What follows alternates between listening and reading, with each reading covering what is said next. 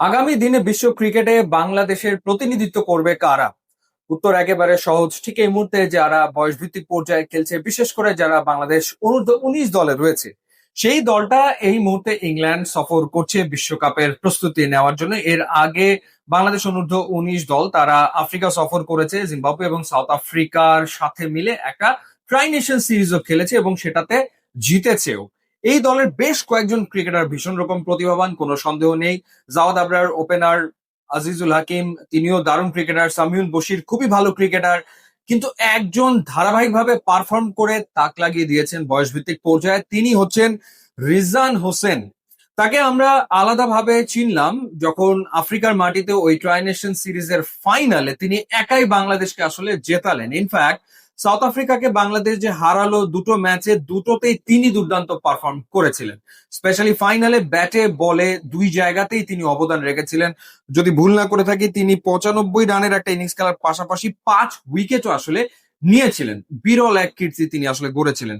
এই রিজান হোসেন সবশেষ যে 5টা ওয়ানডে ম্যাচ তিনি খেললেন, সেই 5টা ম্যাচের ভেতরে তিনি 3টা হাফ সেঞ্চুরি করেছেন, একটা সেঞ্চুরি করেছেন 5 ম্যাচের ভেতরে।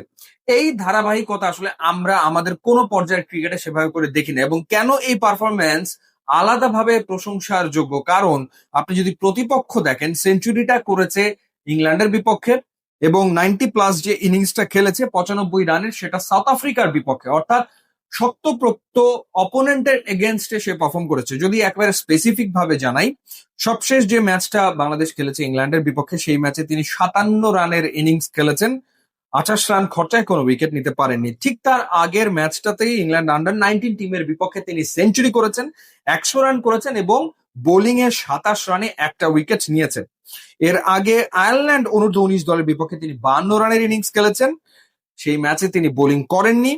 এর আগে সাউথ আফ্রিকার বিপক্ষে ট্রাই নেশন সিরিজের ওই ফাইনালটাতে 95 রানের একটা ইনিংস খেলার পাশাপাশি 34 রানে 5টা উইকেট তিনি নিয়েছিলেন এবং তাক লাগিয়ে দিয়েছিলেন।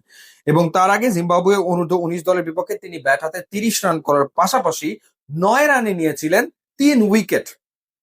এই 5 ম্যাচে তার রান হচ্ছে 334 এবং এই 5 ম্যাচে তিনি উইকেট নিয়েছেন 9টা। অর্থাৎ বাংলাদেশ যে ধরনের অলরাউন্ডারের স্বপ্ন দেখে বা দলে প্রয়োজন, ঠিক সে ধরনের একজন অলরাউন্ডার রিজান হোসেন। অন্তত বয়স ভিত্তিক পর্যায়ে তিনি কিন্তু সেই ইঙ্গিতই দিচ্ছেন। এবং তিনি কিন্তু পেস বোলিং অলরাউন্ডার, অর্থাৎ যেই জায়গাটাতে বাংলাদেশের সবসময় একরকমের ঘাটতি থেকে যায় এবং বেন স্টোকস তার আদর্শ, তিনি বেন স্টোকস এর মতো একজন ক্রিকেটার হতে চান এবং ডেফিনেটলি বাংলাদেশেরও একজন বেন স্টোকস এর বড্ড দরকার। তো 19 বছর বয়সী এই ক্রিকেটার আমার মনে হয় যে সম্ভাবনা জাগিয়েছেন এবং এই ধারাবাহিকতায় তিনি যদি এগোতে পারেন, যে পারফরমেন্স তিনি দেখাচ্ছেন এই বয়সে ইংল্যান্ড কিংবা সাউথ আফ্রিকা টিমের এগেনস্টে, সেটা যদি অব্যাহত থাকে, তাহলে আগামী দিনে বাংলাদেশ নিশ্চিতভাবে একজন দুর্দান্ত পেস বোলিং অলরাউন্ডার হয়তো পেতে যাচ্ছে এবং সেই অপেক্ষাতেই আমরা আসলে থাকবো। ইউটিউব এবং ইনস্টাগ্রাম লিঙ্ক দেওয়া আছে, আপনারা যদি যোগ দেন তাহলে খুবই খুশি হবো। And thanks for watching.